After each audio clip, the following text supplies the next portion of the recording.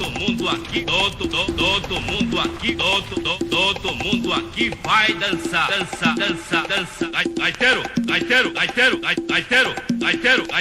Toca o negócio aí. Vamos lá então, galera. Ó, boa noite a todos. Galera tá chegando aí, tô vendo a galera tá chegando pouco a pouco aí. Tamo juntos e misturados. Deixa eu ver aqui se meu áudio tá tranquilo. Parece que tá tranquilo, tudo bem. Deixa eu até baixar ele aqui um pouquinho. É um prazerzaço ter você aqui. Uma boa noite, um bom dia, uma boa tarde para você que vai estar assistindo na gravação. E hoje aí eu trazendo aí mais uma vez um vídeo diferente da série História do Funk. Na verdade, aqui é a história do funk melody. Por quê? Porque eu tô com um convidado internacional, convidado que, ó, eu conheço desde a década de 90, fez o maior sucesso no Brasil, não só no Brasil, aqui nos Estados Unidos e em outros vários países. E a gente vai ter uma conversa aqui muito legal, saber por onde ele anda, o que ele tem feito, o que ele tá fazendo, né? Se ele vai voltar ao Brasil, porque ele teve recentemente no Brasil, acho que um ano e meio, junto com o Steve B, fez shows no Rio de Janeiro, acho que em São Paulo também, enfim, vamos conversar com ele. Eu vou colocar a música aqui de fundo aqui, que na verdade é a música dele, né? A música que fez mais sucesso, chamada Just Like the Wind, tá? Enfim, ele tem outras músicas também muito legais, mas essa foi aí a que fez a maior sucesso. Deixa eu até abaixar mais um pouquinho, ela vai ficar tocando aqui de fundo. Mas vamos lá, sem mais delongas, vamos trazer o nosso convidado, né, internacional, tá? Grande NV! Let me bring it here. Oh, hey, how you doing, NV? Oi, como tá? Tudo bem? Oh, that's great. Fala até português já. Can you understand everything in Portuguese too? A little. I still remember a lot from back then. And now, like, still having to deal with some folks. Yeah. Ele falou que ainda consegue lembrar um pouco do português e tudo mais. So let's go. The way we're gonna do this, we're gonna like start like making some questions for you, and then like I said, you know, Sure. like you respond, make your answer like kind of short, and I can like translate for everybody. Tô dizendo aqui pra ele que a gente vai começar aqui as perguntas, né? Deixa eu até baixar mais aqui um pouquinho o áudio aqui. E a gente eu vou estar traduzindo pra vocês, tá? Enfim, uma das coisas que eu acho que é bem interessante, a gente falar um pouquinho antes de falar do NV, falar um pouquinho da história do funk melody, que na verdade aqui nos Estados Unidos é chamado de freestyle. So my question for you, I'm trying to explain, making a question in Portuguese first and then make a question for you. I want you first, let's talk about the history about the freestyle. So tell me a little bit, you know, like what do you know about freestyle? That's the kind of we call funky melody in Brazil. And when you start singing, that was your first style to sing, or how you start your career. So tell us a little bit about that. Well, freestyle, as it's known in primarily in, I guess, in the United States, right? Freestyle music. Yep. Yep. It was probably started, I think it was the early 80s, late 70s when the sound first started kind of coming up. And then towards the mid 80s to the middle to late 80s, that's when it was really at its most, like, you know, highest. It hit its peak at that time. And then around, I mean, the music of the 80s is like, it has its own energy. You know, 80s freestyle music has its own energy. It always has. So for me, I've always been a fan of that, you know. But I came in the 90s, so by then sounds were a lot more defined. You know, like the sounds were more, everybody had their own set of sounds, the way they were going. Like the East Coast in America had a sound, and then the West Coast had a sound, and, you know, down south they had their own sound, just like kind of like hip hop in a way, the way that's kind of, you know. So I think all music goes that way. Yeah, let me like translate a little bit here so I don't get lost. Alright, so então vamos lá. Ele tá dizendo que o ritmo, né, o freestyle, como é chamado aqui nos Estados Unidos, o funk melody, ele começou ali finalzinho da década de 70, 80, tá? Mas ele pegou força em 85, ali no meio da década de 80, e cada um tinha ali o seu próprio estilo, né, o seu próprio set de sons, porque na verdade os Estados Unidos é grande como o Brasil, né? Em cada região tinha ali um estilo diferente de freestyle, né? Enfim, sempre com aquela melodia, mas com tipos de sons diferentes, baterias diferentes. E ele começou... So you started in the 90s, right? Yeah, like 91. I mean, you met me right at the beginning of my career. Oh, yeah. How can I ask you what's your age at that time? Oh, wow. I think I had just got out of high school. Oh, I think I was 19. 19? Yeah, like 18, 19. Uau, eu tô perguntando pra ele que... Yeah, ele falou que ele começou, né, enfim, em 91, tá? E ele tinha 18 anos de acabar a escola lá, enfim.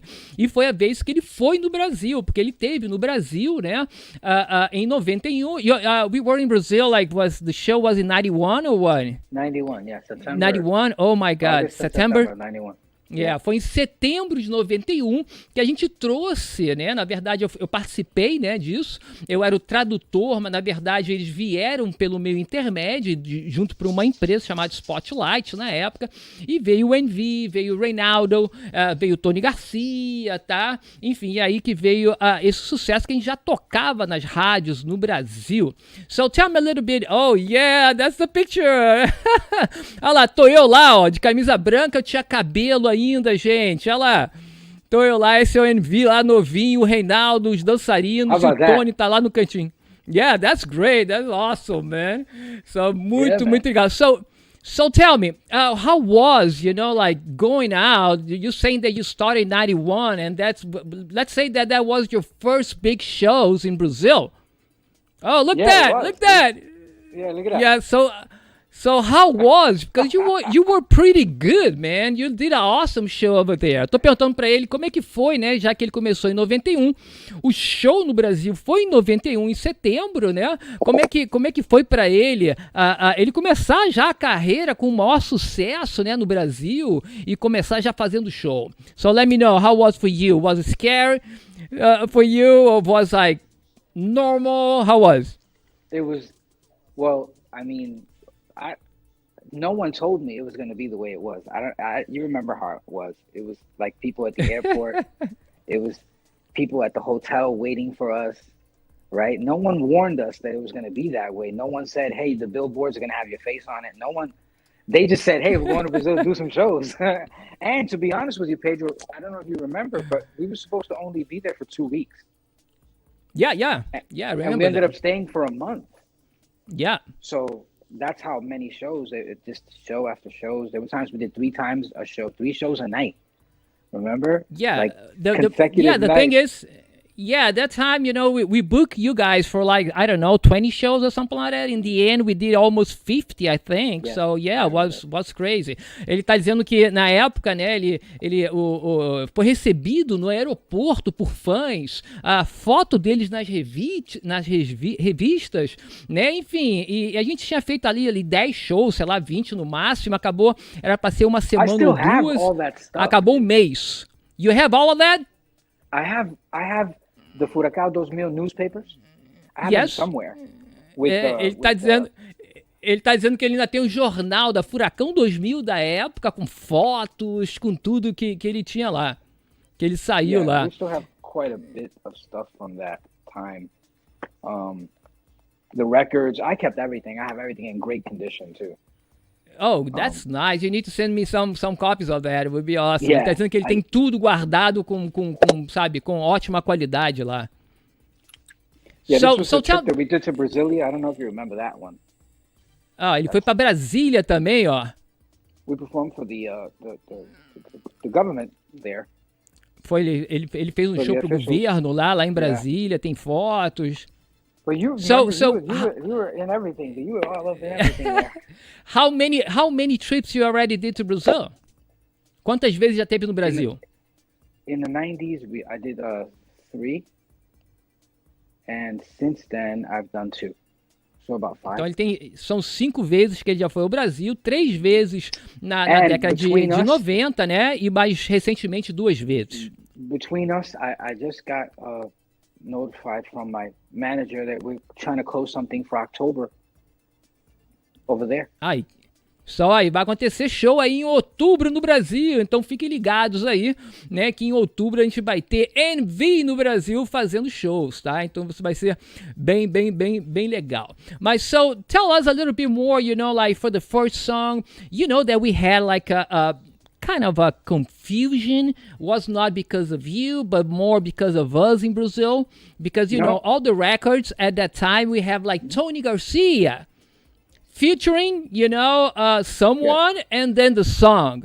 And then because of that, everybody, the DJs, even the radio stations, everything at that time, we were like putting there like Tony Garcia and Just Like the Wind. Tony Garcia and I don't know, whatever song, Forever and whatever. So it's people was thinking at that time that Tony Garcia was the singer.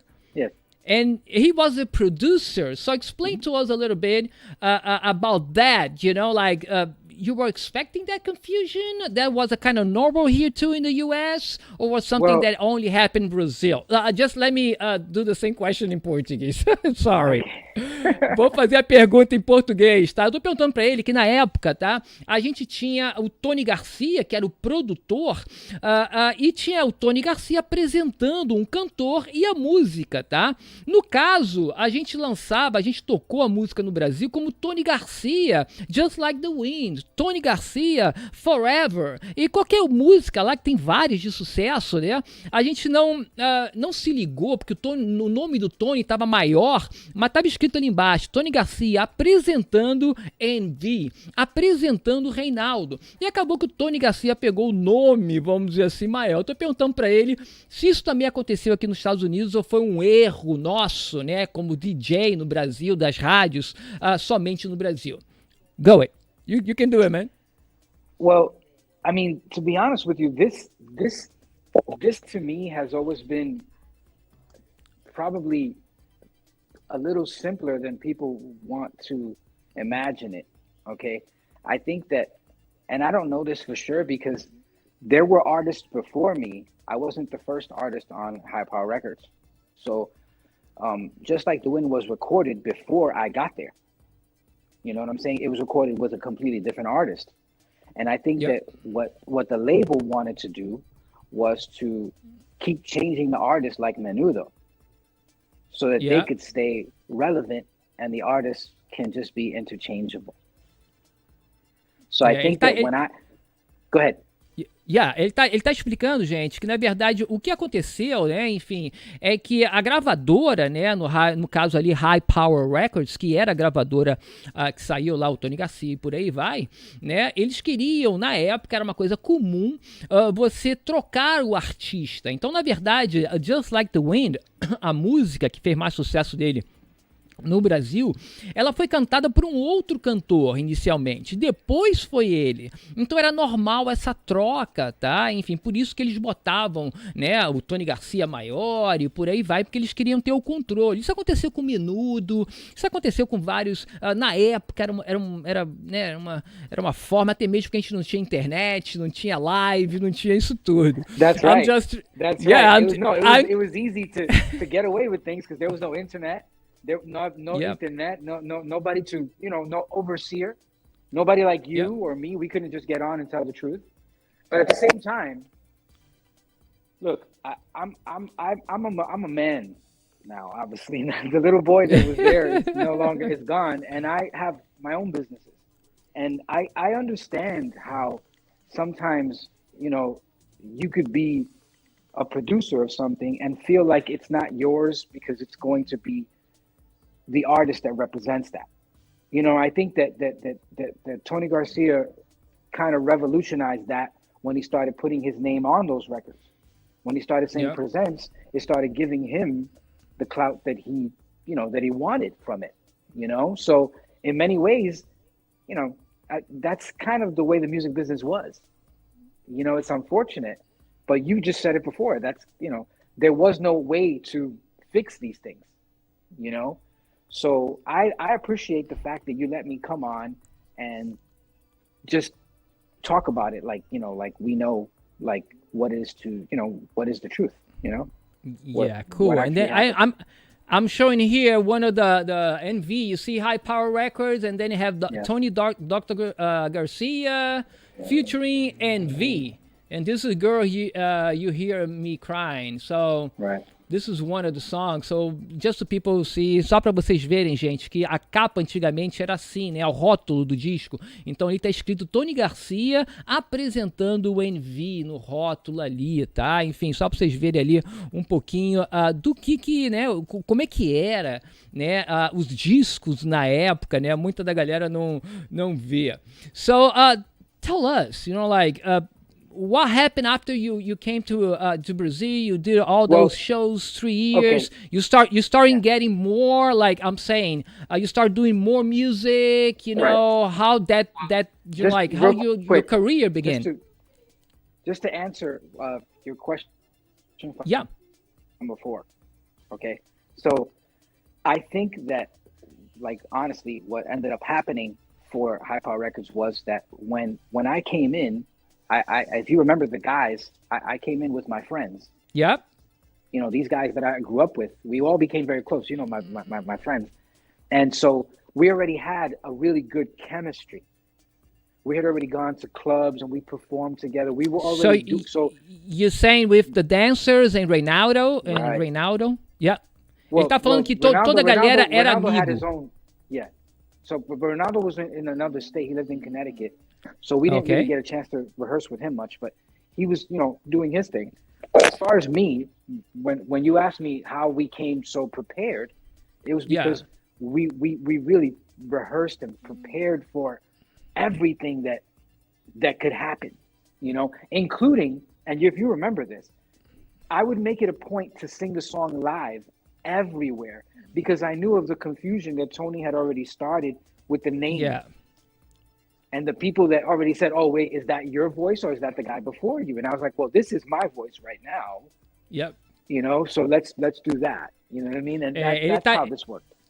Ele tá explicando, né, galera, que ele chegou lá, o show foi tão bom e tinha uma conexão tão boa, porque ele já montou, né, os dois dançarinos, era amigo dele já desde a infância, tá? Então eles ensaiaram pra caramba, eles já estavam esperando o que fosse, muito, né, enfim. Muito ensaio. Esperando, muito ensaio.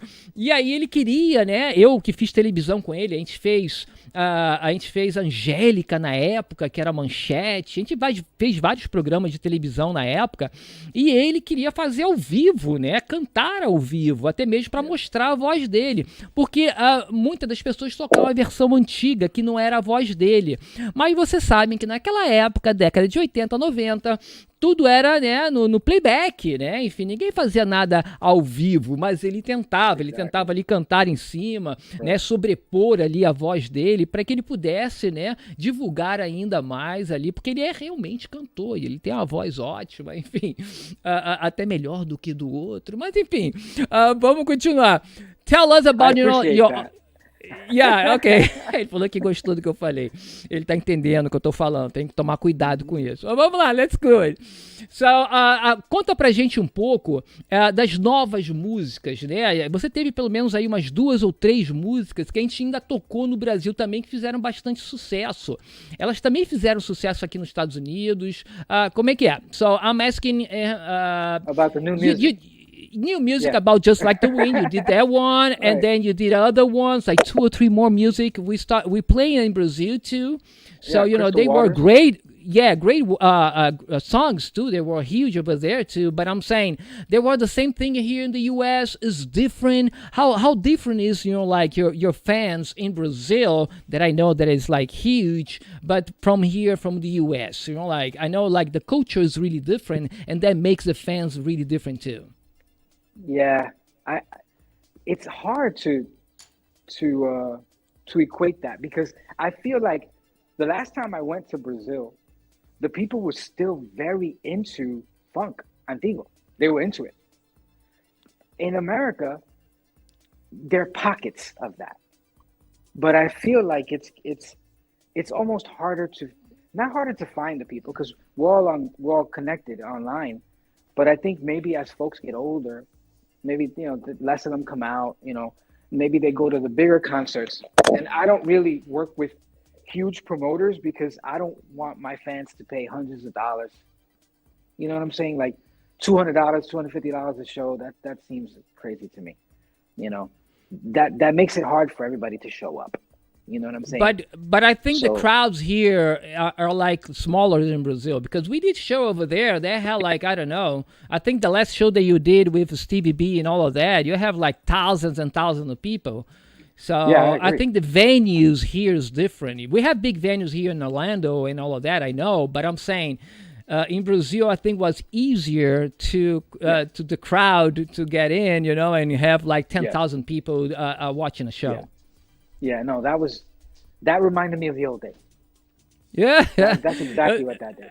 A gente tá falando que no Brasil a gente tem um público, né, gente, de 10 mil, 20 mil pessoas, né, nos bailes e tal, que era um público até mesmo mais quente, até mesmo por causa da cultura, né. Aqui ele fala que nos Estados Unidos é mais fechado, né, são grupos, né, menores ali que gostam do freestyle, gostam disso tudo. Hoje em dia aí, essa galera tá em volta aí dos seus 40, 50 anos, né, como eu aqui, tô com 50, Uau. Até a galera um pouco mais velha, né, então, logicamente, a nova geração não conheceu, mas a galera gosta do ritmo, né? So, question for you: what are you doing right now? So you said that you have your work right now. What kind of work are you doing? You are releasing new songs. Stuff, yeah, we're doing music. That's good. Tô perguntando para ele com que ele trabalha hoje em dia, se ele tá lançando novas músicas. Yeah, I mean, work is work. But play is still fun, and we still make music. And if you check NV on Spotify or Apple Music or NV Music Tube on YouTube, you'll see a bunch of clips. There's some live stuff with Brazil Melody Band, which is Stevie's band, and there's some clips on there that we did live. And I'm constantly putting stuff on there, and we're preparing some new tracks now to release. So, you know what it is? As long as I feel like I could express something, like if I could give something, as long as I could give something, I'm going to try to do that. It just makes sense for me.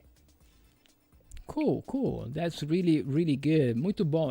Eu coloquei aqui, eu vou botar depois na descrição do vídeo aqui, gente, o link, né, do canal dele no YouTube, onde ele coloca ali as coisas dele. Eu acho que vai ser bem importante. Siga ali, vai ter ali, acho que tem o Facebook, Instagram, muita música nova ali que ele tá colocando, muita coisa legal. E como eu falei, em outubro, tá? Ele tá indo no Brasil novamente. Claro, falou que muitos estilos, viu? O cara tá falando bem português. Compreendo. Compreendo. I always understood you, though. You. Like, whenever you spoke, good. I understand him completely. Why does he speak exactly like I understand? You know what I mean? Maybe because I have a little bit of Spanish together, like... Probably. So, tô falando pra ele que ele tá falando que ele sempre me entendeu, né? Mesmo naquela época, né? E hoje em dia ele entende tudo. Eu falei que deve ser um pouquinho, porque eu também falo um pouquinho de espanhol, né? Então essa confusão toda acaba que o meu sotaque acaba sendo entendido. Então, explica pra gente também um pouco, né? Enfim... Música, você tem seu trabalho, hoje também trabalho numa área diferente, né? Fui muito conhecido lá no Brasil como DJ PP, essa coisa toda, né? Enfim, como é que você vê o futuro do freestyle? Se você acredita que ele vai fazer sucesso de novo, no Brasil tá bombando, tá? Como é que você vê aí a cena musical, não só no Brasil, mas em outros países da América Latina, até mesmo aqui nos Estados Unidos? Vou fazer a pergunta agora em inglês, tá? So I'm asking, like, you got me? Okay, cool. Yeah, that's great. So what I think is that freestyle has never died. It lives in every style you hear. When you hear a new pop song by Ed Sheeran, there's something in there that's familiar to you. Or when you hear like BTS or Harry Styles, any pop song, any familiar pop song is going to have a hint of a sound, because all those producers always mine the past for sounds and styles and inspiration more than anything else. And I do the same thing. I just wrote a song right now that sounds like another song, but it's not. So I'll change it before I put it out. But that's just, freestyle lives in everything. You know what I'm saying? Now the sound, no, go ahead, you could translate that. Ok, so ele tá dizendo, gente, que o freestyle nunca morreu, nunca vai morrer, porque na verdade foi um estilo, né? Eu acho até mesmo tem a ver com a tecnologia, tá? Que aonde veio a 909, a 808, né? E até mesmo ali os teclados da época, né? A galera de hoje, os produtores de hoje, eles vão lá para trás na década de 70, 80, para ver os sons que eram usados, né? Então, até mesmo a música pop, né? Como ele falou aí, o Ed Sheeran e por aí vai, sempre tem alguma coisa ali que remete, né, ali ao estilo do freestyle, né? Como eu falei, desde a melodia, né? Enfim, o pop tem essa melodia, né? E até mesmo a batida, né? Enfim, o BPM, porque a galera que é DJ aí, enfim, sabe que o freestyle, ele tem ali uma área de trabalho que eu acho que vai de 118 a 126 BPMs. Sempre pode ultrapassar um pouquinho ali e lá, 130 no máximo, mas é por aí. Yeah, that's it. Ele tá entendendo tudo que eu tô falando, não preciso mais nem falar inglês com ele. No, that's a great technical way of putting it. Bom, maneira de poner técnicamente lo que você está falando. 1:18 a 1:26. Exactly right. Yeah, it's great. We had some songs that got to 1:30, but it's most of them. You are on that kind of range. Yeah, you can use the pitch. I don't know. These days, everything is digital, so it's different on my time. Yeah, that's true. So right now. So let me know.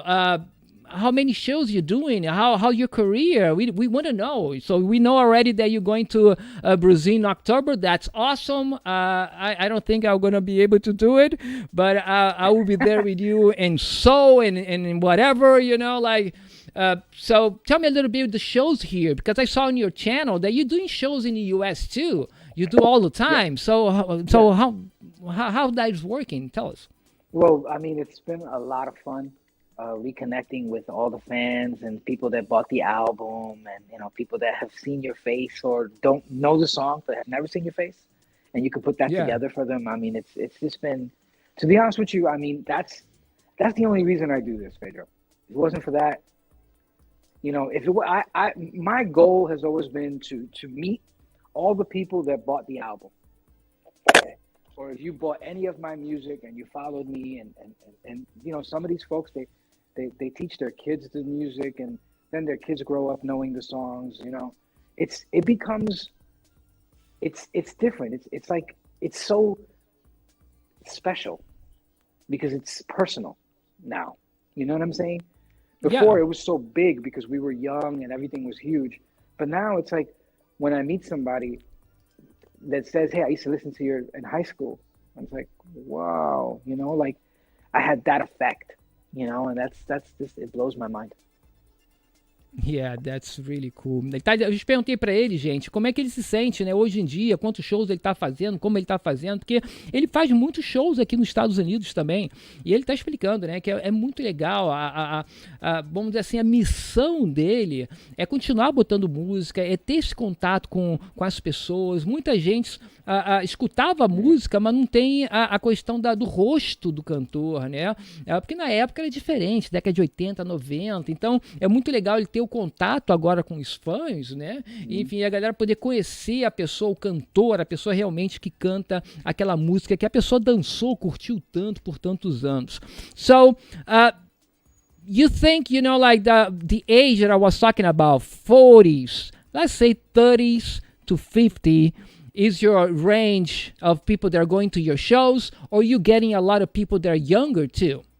Well, see, now that's the interesting part, okay? Because I look at my analytics, all right, like on YouTube, and I look at my analytics like on my webpage, and my older fans, like, yeah, they're there, but I have 20% of young fans. That's, I think, Cool. pretty high. You know what I'm Yeah. saying? Considering, like, most young people don't want to hear old people music. But I think that the music, the style of the mixes that I'm putting out aren't traditional freestyle. They're more like modernized, music. And I think, like I told you before, music is not, I don't think it's linear. No, it's linear.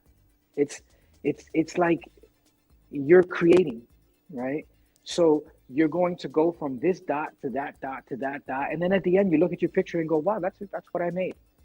You know what I'm saying? But if you do it linear, like I always thought, like if I wrote a song and I had to write music and I forced everything, those songs never come out great. It always feels like somebody forced it, Like, I'll give you an example of a song, okay? I remember when I got the demo to Little Susie's Take Me in Your Arms, Yeah. okay?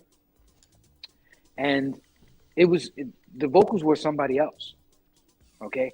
But I was handed the demo because they thought, the producers and everybody who did the song, they thought it wasn't done. They thought it wasn't a finished song. They said, "Here, what can you add to it?" Right? And when I heard it, I was like, "No, this is a finished song." You know what I'm saying? But what they had a hard time connecting was that the song is kind of one thing, right? Like the chorus and the verses and everything is the same melody. You understand? Traditional freestyle has different melodies. Up and down, yeah. And the chord, exactly. So that one and that ended up being one of the biggest hits in freestyle. So even in the U.S., that wasn't one of the big hits even in the U.S. Yeah, huge. Cool.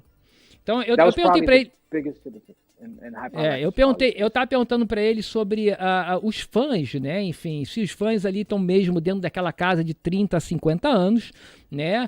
E ele falou que sim, né? Porque ele acaba vendo os analytics ali do Spotify, né? Enfim, do canal do YouTube, por aí vai. Mas ele me falou que ele tem ali pelo menos 20% da galera mais nova também.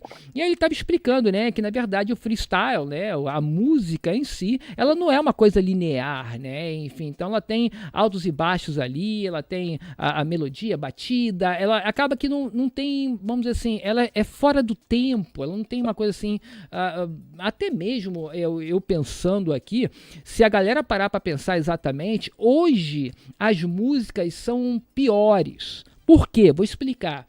Hoje a facilidade de você escutar uma música ela é tão grande que você em 6 meses, às vezes menos, está de saco cheio da música. Right. Por isso que artistas da antiga, né? Eu posso até falar aqui Michael Jackson, Madonna, toda essa galera da antiga toca até hoje, porque as músicas na época você só podia escutar na rádio. Então, elas não enjoaram, tá? Elas não ficaram no teu pé ali, tocando em tudo que é lugar. Eu acho que isso foi um benefício para aquela década, para aquele grupo de artistas, tá? Não dizendo que hoje... 90 dias. That's the average. The average lifespan of a record now. Ele está dizendo que hoje em dia é 90 dias. 90 dias ali só que a música faz sucesso hoje em dia, né? I'm talking about, so you understand what I'm talking about, but I think one of my things that is in my head here too is that at that time maybe people are not doing the same amount of money that people are doing now. Because you're reaching more people, but at the same time, the songs don't have that lifespan that all the songs in the 80s and 90s had. Well, but that's interesting, right? Because now we're talking about music business. Yes. Right, and that I have educated myself a lot in. Okay. So one thing about that is that before, right, they sold records. Yeah. CDs for $20, maybe $15 to $20 each. Now everybody streams, so the artist gets pennies. So before I might get 5 cents of every album, right? And if you sell 1 million albums, you did okay. right there. Yeah. You know, that's pretty good money. Now, even if you sell 500,000 albums, even if you just go gold, you still did pretty okay for 5 cents. Nowadays, if you just stream 500,000 times, you might make $500, Yeah. maybe, and maybe not even that.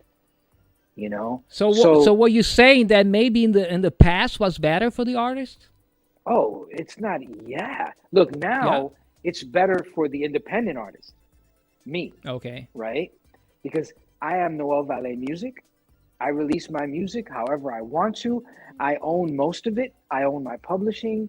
I own every part of it, all the content, you know? So that's a plus, because before the big guys will come in and take a piece. But what did the big companies do? They bought Spotify. So they still own it. They just found another way to do it. Yeah. You understand? That's all this is. Let me explain em português now Sure. for our folks. So, quem tá tentando explicar aqui, até mesmo porque eu vim com esse pensamento, né, da coisa da música. Antigamente a gente não tinha Spotify, a gente não tinha internet, não tinha nada para escutar, então a música ela tinha uma longevidade que eu acredito que ela continua até hoje, né, as músicas de 80, 90 por causa disso. E aí eu tava explicando que eu acho que de repente hoje o artista ganha mais dinheiro do que no passado, mas a música fica. E aí o NV tá me explicando que até que não, porque na verdade ele concorda comigo que a música tem uma longevidade maior, mas o artista daquela época ganhava mais dinheiro, por incrível que pareça, porque hoje você ganha muito merreca quando você escuta ali no Spotify. Antigamente eles ganhavam ali um certo dinheiro bom, quando vendia um disco, vendia um CD, virava um disco de ouro, de platina e por aí vai. Então até mesmo isso era melhor no passado do que hoje em dia, infelizmente, para os artistas. Uma coisa que ele, gente, se educou, né, enfim, dentro do mercado, estudou, né, para poder conhecer mais ali a questão dos direitos autorais e por aí vai. Aí vem minha outra pergunta, né, porque a galera que me segue sabe que eu trabalhei em gravadora no Brasil, junto com o Marlboro, enfim, e por aí vai, e eu tenho um conhecimento, sempre tentei ajudar a galera com os direitos autorais, né, até mesmo hoje em dia aqui com o YouTube, tudo isso aí que o pessoal toma flag e por aí vai, né? Enfim, a live cai porque tá tocando uma música com direitos autorais. A minha pergunta para ele, bem específica, não sei se ele tem os direitos de alguma dessas músicas que tocavam, ou que tocaram, ou que tocam ainda no Brasil fazendo sucesso, e se ele recebe. Como é que é isso, né? Você, hoje em dia, eu tô meio por fora dessa questão legal de como você recebe os direitos autorais de músicas. So, I don't know if you understood what I was saying, but my question is a little bit more technical, but it's about, you know, all the songs that you like that is yours. I don't know how many of those songs are yours that was playing in Brazil, or even that if maybe you have this information, how you get paid. You know, so the publishing in the US go to Brazil and find out how many times the song was playing to receive that money, how that works, and if you make some money with that. You guys, that's a very technical question. Yes. Okay, as an example, in Brazil, there are 7 companies that collect publishing royalties. Okay, there's Pass, I believe, yeah, and there's PRAS. There's 7 of them. Anyway, if you're lucky enough, like, to get a publishing deal, someone can go get your money for you. Okay, but before I got a publishing deal, I was the one who had to do all that. You see what I'm saying? So there are companies out here that will offer you a publishing deal and they'll go get that stuff for you. But some of them will want some of your rights. Some of them will want some percentage. Some of them will want some money. It's the same in Brazil. Right. Yeah, it's the same in Brazil. But you guys have, like I said, you have 7 companies, but they all work together. You Yeah. understand? Like here, the companies don't really work together. Here, like ASCAP, BMI, and CSAC, they're the biggest performance rights organizations here. They don't work together. They kind of work against each other. Like ASCAP just stole Drake from BMI. You know what I'm saying? Over there in Brazil, the companies work together, so they're regionally based. So like Ampas, which is the biggest one, right over there, they'll take the majority, but they still give some to the other companies so they can make money as well, and they all can prosper together. You know what I mean? Like a community. Yeah. Ele tá explicando, né, gente, que no Brasil tem 7 grandes, né, enfim, publicadores ali de música, né, e que acaba que uma acaba no Brasil tendo um maior contato uma com a outra, se ajudando um pouco mais. Aqui é mais guerra, que existe também no Brasil, tá, gente? Mas aqui é pior, vamos dizer assim. Aqui acho que ele falou que tem 3 empresas ali, o Drake acabou de trocar ali, enfim, a empresa de publicação dele, por aí vai. Isso são negócios bilionários, tá? Enfim, muitas vezes essas publicadoras, elas te dão o que eles chamam de advance, né? Eles te pagam adiantado, tá? Sei lá, $100 mil ali, o que for que ele acha que você vale, que você vai arrecadar durante 5 anos ou 10 anos, e ele te dá esse dinheiro adiantado. Então os músicos acabam ganhando bastante dinheiro, tá? Enfim, outra pergunta que eu vou fazer para ele aqui é que no Brasil a gente tem, eu sei que é um pouco técnico, enfim, galera que está assistindo aí, que vai assistir DJs, eu acho que é importante, até mesmo cantores aí no Brasil. A gente tem basicamente 3 ou 4 direitos, tá? Até mais agora por causa de videoclipe. Mas a gente tem ali o autor da música, né? A gente tem o produtor, tá? E muitas vezes a gente tem ali o letrista, né? A pessoa que faz ali, ele não faz muitas vezes a melodia, às vezes a melodia e a letra, eles estão juntos. Mas o produtor com certeza é mais é o fonograma, né? Ele é dono daquele fonograma. Vou perguntar para ele se isso funciona também aqui nos Estados Unidos. So my question for you, I don't know if you understood what I was asking, but in Brazil we have the person that did the melody, let's say like that, so he goes there and registers the song, the melody for that. And sometimes, most of the time, the person that do the melody is the same one that do the lyrics. So you need to register 2 different things. One is the melody and one's the lyrics. And then you have the producer. The producer is he has the ownership of that song that he produced. So that's a different deal too, because like he can sell that song to a record label and all of that. We call that the publisher. The publisher. Oh, okay. Okay, so because in Brazil, like what happened right now, no, that was forever. Like let's say Marlboro. Marlboro, he's a producer, but at that time he was not a publisher. He was a producer. So what he was doing at that time, he needs to like do a register with his song, with the song that he made. Then on the paper would say, this is song number 3, 4, 5, 6, 7. The singer is this guy, the lyrics is this, have all the information about the song. But every time that song is playing, he get a little bit of that. Because he's the producer. He's the guy that did the song. I'm saying he put the song together. He didn't did the song, but he put it together. So what happened is a lot of singers, they have like a bad deal or something like that. They were doing remix. They are going to another producer because it's a different song, because he owns the lyrics and the melody, But they didn't like honor that song, the production. So to be able to like walk around with their own song, they were paying to different producers to do the same song, let's say like that, in a different way. So I don't know if that happened the same thing in the US. Yes, Taylor Swift did it. Yes. Taylor Swift did it with her recently. It kind of changes music completely, because what she did was she remade. So her label sold her catalog, right? And she did not like that move. And so look, I'll be honest with you, okay?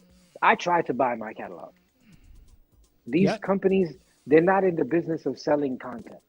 They're not gonna, even if it's not worth that much to them. And my point to that, right, is like, when it comes to that little point right there, real quick, Yeah. I never understood why, if you're an outside company, right? Yeah. You're an outside, you had nothing to do with this music, but you want a library of content. Let's say you want a library of content of music, okay? So you bought everything from Yeah.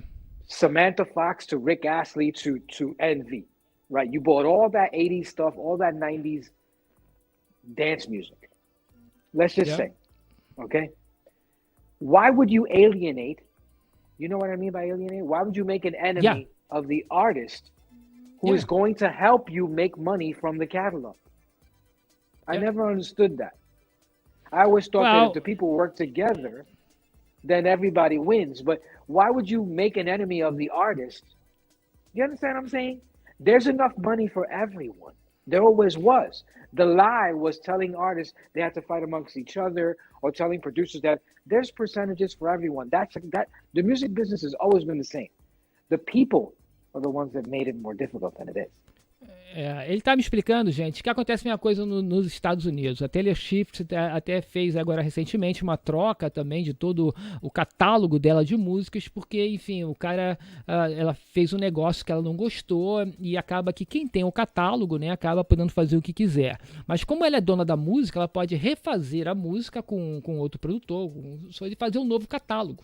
E aí ela negocia o catálogo com outras pessoas, tá?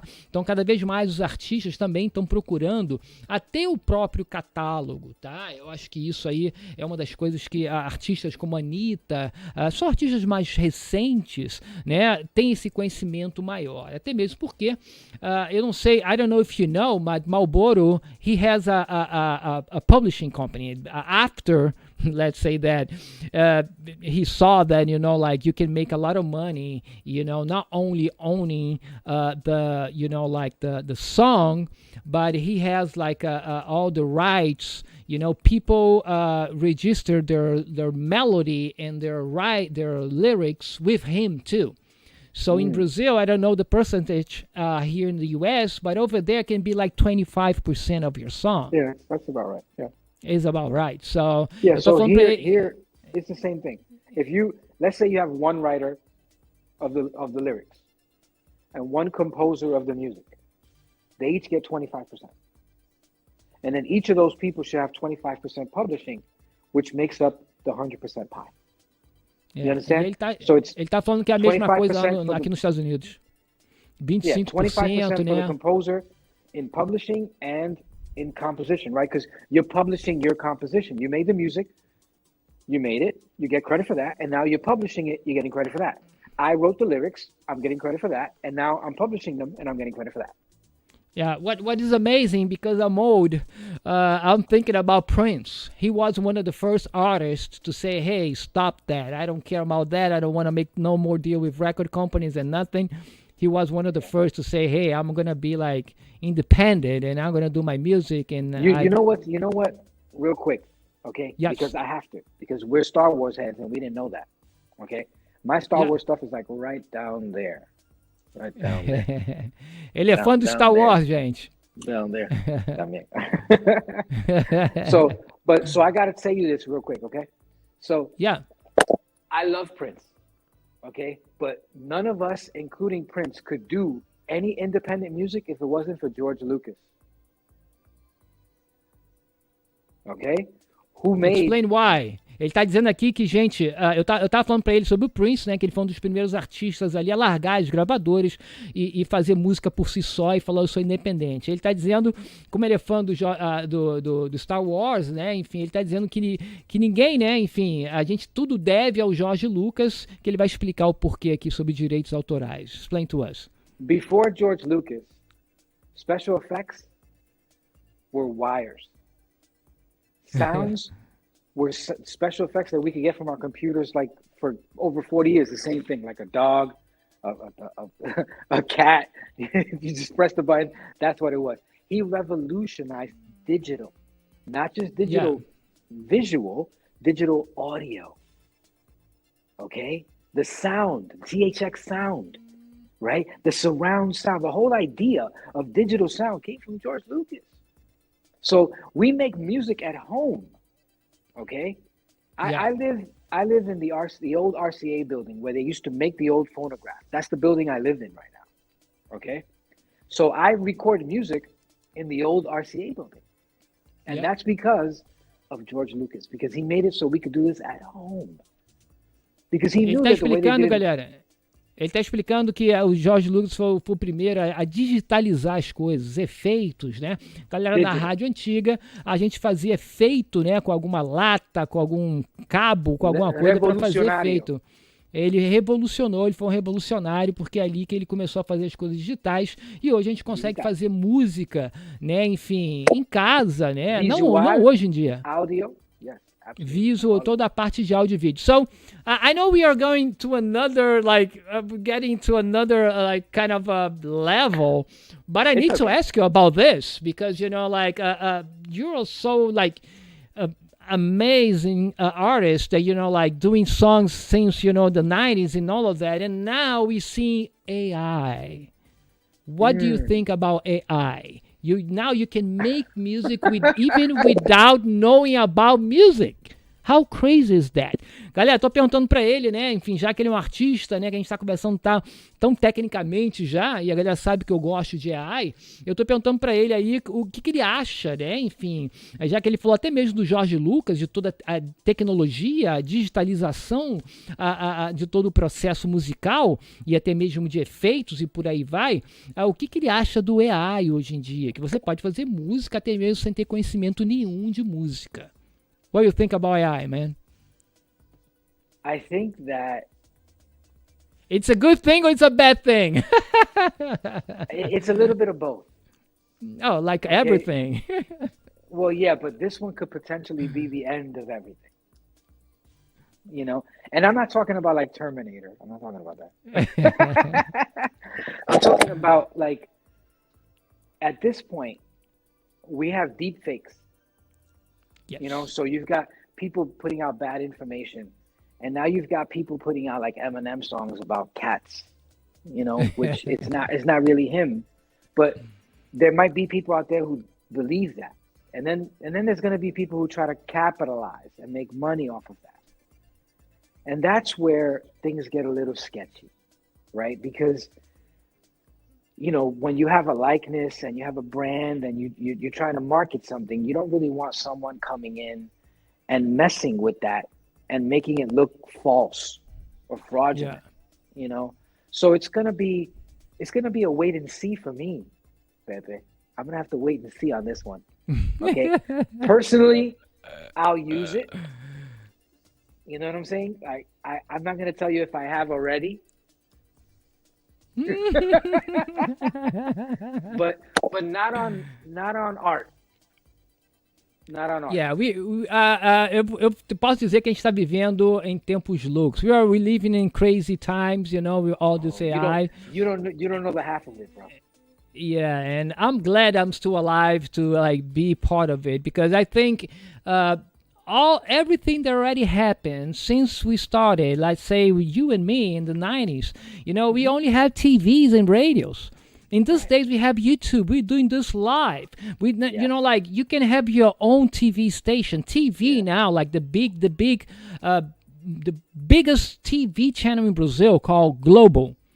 Globo is not more the biggest. I'm just saying, because you have all those channels on YouTube and all those platforms. Now you have Netflix, Disney Plus. You have infinite, content that you can watch, and at the same time, music too. So it's crazy. It's a lot, But so this is where I believe that it is better now. Yeah. Right. Because more choices. Back in the days, well, yeah, and it's kind of like entertainment a la carte. Yeah. Right. If you like freestyle, you could go find freestyle. Yeah. You could find freestyle communities. You could find people who are into it. You could find posts, people like you who are talking about it. People like me who still make the music. You could find these people out here, and if into folk music, you could find. It's so bigger now, because the world is so diverse. Right? Yeah. So it's nice to be able to kind of feed into everything, But freestyle, since it's like a popular music, it kind of transcends a little bit more, You know what I'm saying? Ele tá falando que ele até ele acha que é muito bom, tá? Até mesmo porque tem uma diversidade maior. Hoje em dia você pode encontrar grupos falando sobre freestyle, qualquer estilo de música que você gosta, né? Você pode escutar o que você quiser em qualquer estilo que você queira. Então ele acredita que isso melhorou, tá? Enfim, essa diversidade melhorou, né? A sua escolha, a nossa escolha do que a gente gosta, né? Até mesmo a gente pode estar aqui agora fazendo uma live falando sobre freestyle, falando sobre o funk melody. Enfim, we are already 56 minutes online, estamos aqui a 56 minutos, o tempo voa, eu ficaria aqui 2, 3 horas conversando com o Envy, até mesmo para matar a saudade desde a década de 90. Well, I'm gonna have to come back with the photos and more stuff. Ele falou que ele vai ter que voltar para trazer as fotos e por aí vai. Let me show you. Eu vou mostrar para ele uma coisa. Do you have your for sure you have. In these days we all do the instrumental version of the songs, but I just want to show you one of the things that I did. Quero mostrar para ele, gente, que ele me mandou a música dele, né, o Just Like the Wind, com a voz dele, uma produção nova, e eu usei AI para fazer ela instrumental. E eu quero mostrar para ele que ele tem, ó. Deixa eu aumentar aqui um pouco.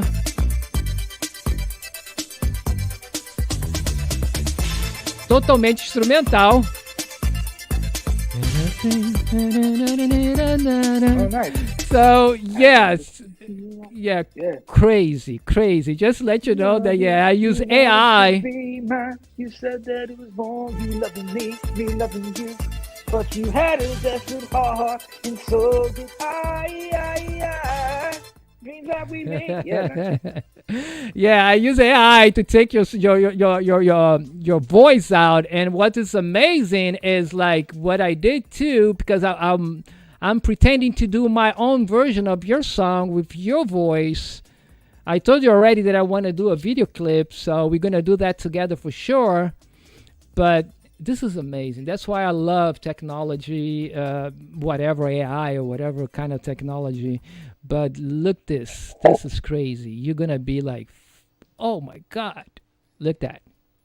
Let me see here. Let me put it up. It's playing. Let me see.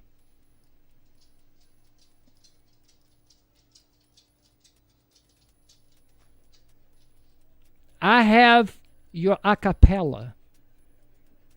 So this AI, it takes the acapella, and I already know another AI that can take each instrument out. Eyes, I can see that you wanted me to love you. You wanted to be mine. You said that it was wrong. You loving me loving you. But you had a desperate heart, and so did I.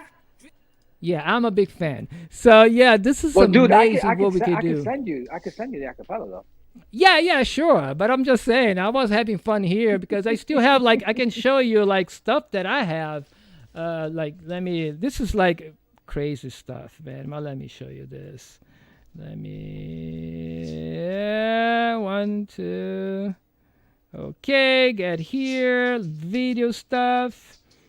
Let me see here Well, I cannot show right now, but I still have a MPC. I don't know if you know what an MPC is. It's a drum machine that you can do songs, sample things and stuff like that. I have a keyboard here, so I have all my stuff. Okay, I don't do I don't do it in a professional way, but I love to do it, just having fun. That's why I'm gonna do a Brazilian version remix of your song. I would try to get it before October. Do you have the dates already? You know where you're going, or it's still in negotiation? Tell me a little bit. Not yet. I know it's October, either the first weekend or the second to last. I'll get yeah. Tá. Eu tô perguntando que ele vai estar aí. Ele falou que em outubro, primeira ou segunda semana de outubro aí no Brasil. Depois ele vai me passar certinho aí para eu poder deixar aqui pra galera. Well, one more time, man, it's a pleasure to have you here. It's a pleasure talking with you. It's a pleasure to see you again. We need to get in touch. I need to go to New York, and I want to go to New York because my wife and my daughter never seen snow. So I want to take her Oh. somewhere that's going to be snowing, like all of that, and take my Yeah. dog because I have a white husky. And, Oh, yeah, you know, he could here in use that. Florida, here in Florida it's that's hot rough. all the time. So no, Yeah. so I want to do rough. that, and for sure I will like contact you and see you there and Sure, meet your absolutely. family and Let me know. everybody. So thank you so much to be here, to have time to Thank come you for here. having me. And let me know about, you know, like your show in October. I want to like to Absolutely. disclose to everybody, show to all the DJs and all of that. If you I need will. anything in Brazil, I'm here. I'm not in Brazil, but, you know, like I have But, all my yeah. contacts over there. So I would appreciate be that. nice to have you. I Something appreciate else that. you want to Absolutely. say to finalize? Something that you I want to just give wanna- us, like a Instagram, your Facebook or whatever social media that people can contact you. The socials are Envy is Noel Valei. That's pretty much everywhere, and mainly the YouTube Envy Music Tube, because like we put a lot of unreleased music on there, and we're also going to do a old school series with the old music and some new visualizers with some new graphics. So if you see that, like, there's a lot of stuff there that's just going to add to that. There's like 18 videos on there. We're hoping to get to like probably by the end of the year, like double that up to about 36. So slowly building. We started last year, and we're very proud of how the channel's coming along. Legal. Ele tá falando sobre o canal deles, então é o melhor lugar Oh, para and você poder noelvalei.com. encontrar o I'm Envy. sorry. Ah, e o site course. dele também, tá? Deixa eu Yeah. ver aqui. Let Right. me like put it here so everybody can. It's Free music on there too. Just like the Wind version is on there, so they could just take it. tá. É noelvalei.com. .com. Yeah.